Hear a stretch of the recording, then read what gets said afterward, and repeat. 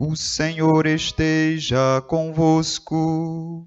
Ele está no meio de nós. Proclamação do Evangelho de Jesus Cristo, segundo Mateus. Glória a vós, Senhor. Naquele tempo, Jesus foi à região de Cesareia de Filipe e ali perguntou aos seus discípulos: Quem dizem os homens ser o Filho do Homem? Eles responderam: Alguns dizem que é João Batista, outro que é Elias, outros ainda que é Jeremias ou algum dos profetas. Então Jesus lhes perguntou: E vós, quem dizeis que eu sou? Simão Pedro respondeu: Tu és o Messias, o Filho do Deus vivo. Respondendo, Jesus lhe disse: Feliz és tu, Simão, filho de Jonas, porque não foi um ser humano que te revelou isso, mas o meu Pai que está no céu. Por isso eu te digo que tu és Pedro, e sobre esta pedra construirei a minha igreja, e o poder do inferno nunca poderá vencê-la. Eu te darei as chaves do reino dos céus. Tudo o que tu ligares na terra será ligado nos céus, e tudo o que tu desligares na terra será desligado nos céus. Palavra da salvação. Glória a vós, Senhor. Amados irmãos e irmãs, de um modo particular, gostaria de saudar todas as famílias da comunidade de Carnaubinha, que é aqui comunidade rural de Encanto, e tem como padroeiro São Pedro. Hoje deveríamos estar, ou amanhã estaríamos concluindo a festa, mas hoje, como no Brasil, celebra-se a solenidade de Pedro e Paulo hoje. Então hoje queremos nos irmanar com toda a comunidade de Carnaubinha, celebrando assim o seu santo padroeiro. Celebrar Pedro e Paulo é celebrar as colunas da igreja. Agora, o que nós entendemos como Pedro e Paulo como coluna de igreja é o que diferencia esse entendimento de um simples devocionismo para uma realidade comprometedora mais profunda. Nós ouvimos nas duas primeiras leituras, a primeira leitura e a segunda leitura, as narrativas que apresentam a imagem de Pedro na primeira leitura, na segunda imagem de Paulo. Pedro, aquele que testemunhou a fé.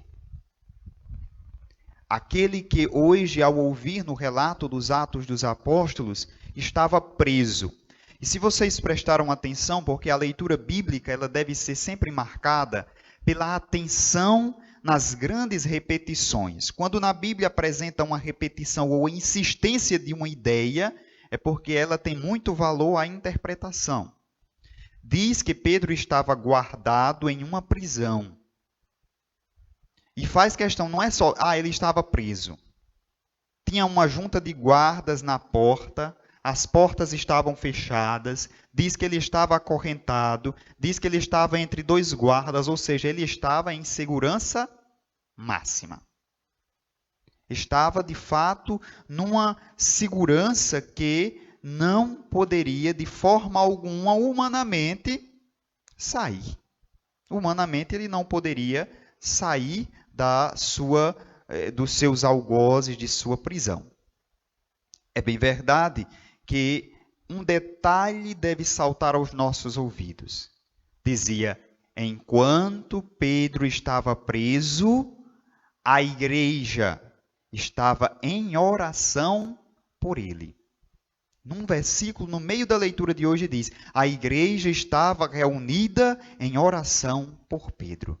E o Senhor foi ao encontro, na presença, na figura do anjo, e liberta a Pedro da prisão. O que essa leitura nos diz? Primeiro, porque Pedro é sinal aqui da igreja perseguida. Ele estava preso porque estava anunciando o evangelho, o império manda prender. E aí estavam querendo fazer como fizeram com Jesus.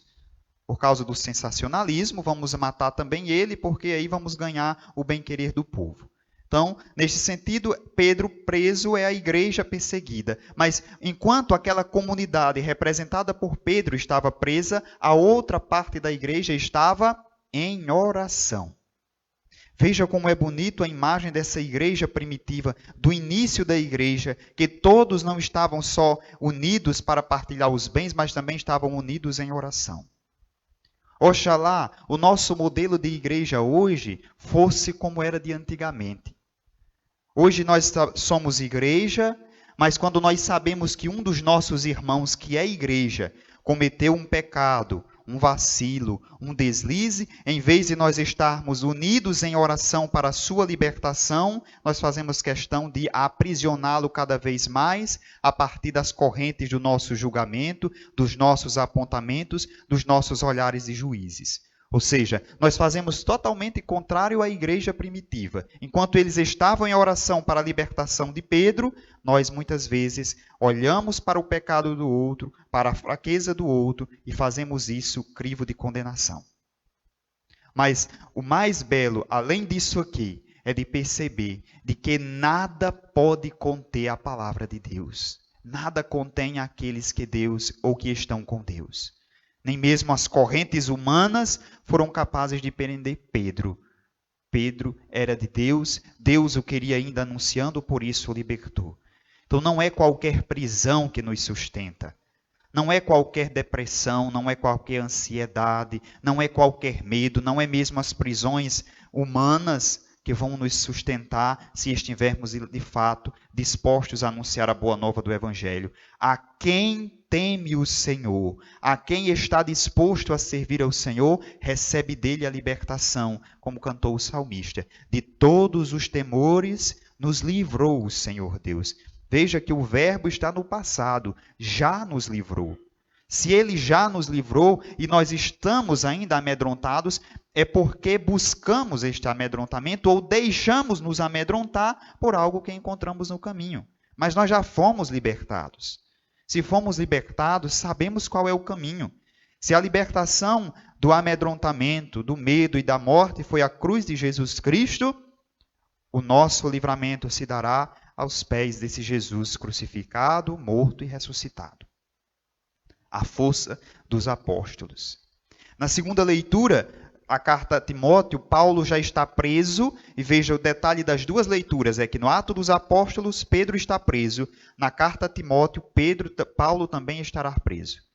E agora ele escreve um testamento, sabendo que está chegando a hora de morrer, ele diz com clareza, se o império, se a cultura grega está ali presente até, e ele vai começar a dizer: combati o bom combate, completei a corrida, guardei a fé, agora me resta a coroa da vitória ou a coroa da justiça. É a imagem das Olimpíadas. Quem gosta de jogo sabe muito bem disso.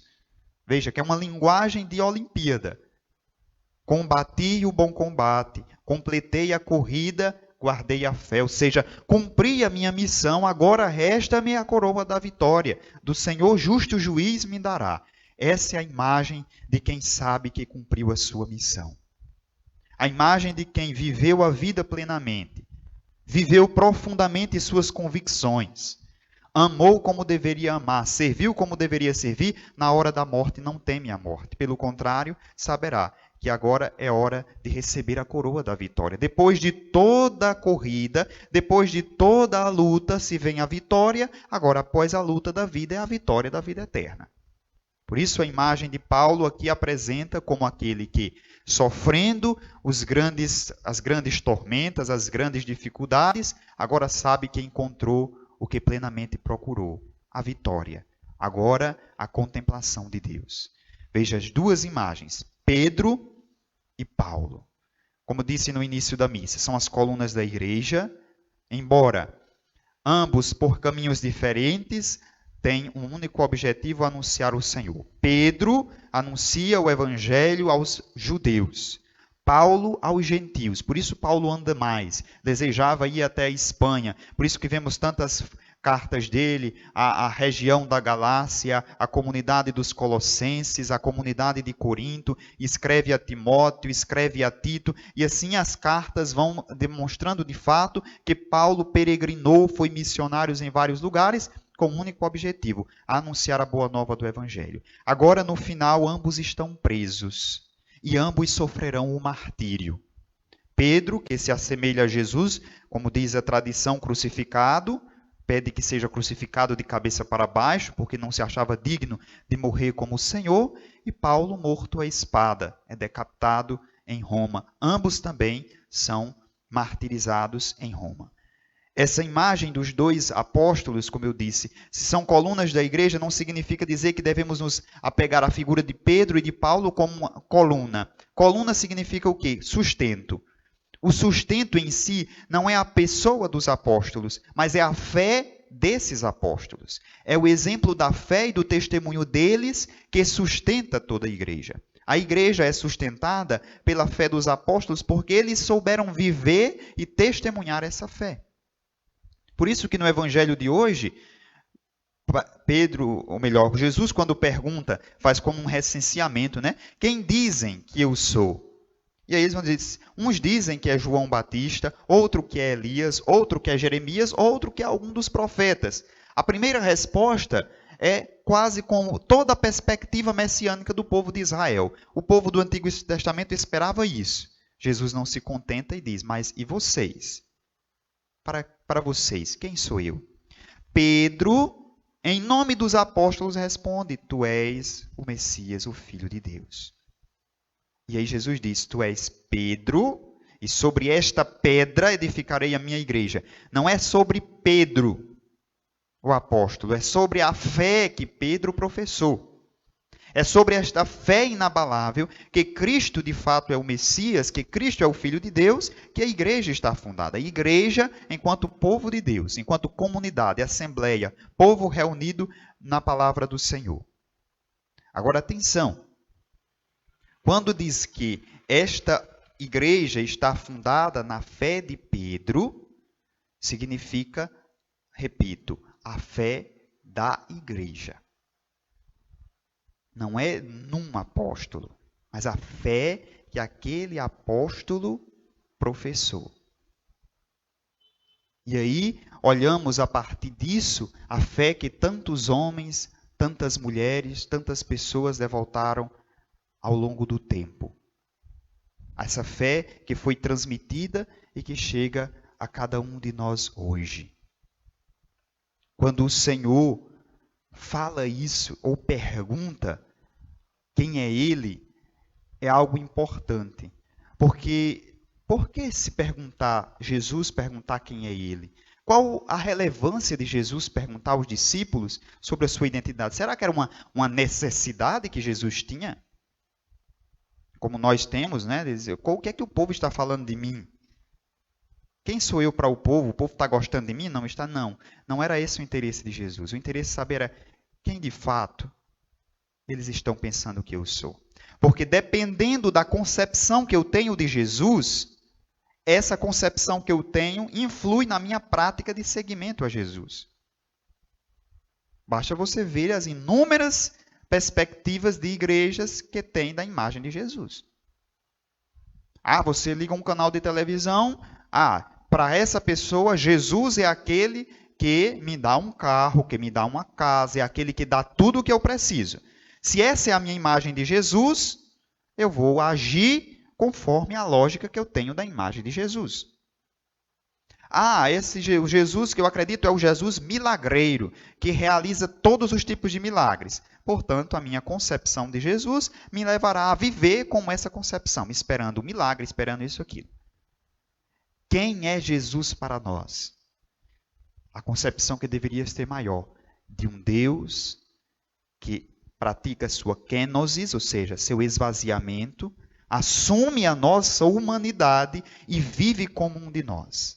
Escolhe a realidade mais pobre e oprimida para viver ali no meio, para demonstrar que o reino de Deus é presente aqui e agora, que nós somos chamados a construir com Ele esse reinado de Deus que já está atuando na história e que um dia se planificará. Que é ao lado desse Jesus, que é companheiro na caminhada, que é sofredor com cada um de nós, que nós iremos passar por um processo de libertação. Se temos essa concepção de Jesus, agiremos tal qual a concepção que acreditamos.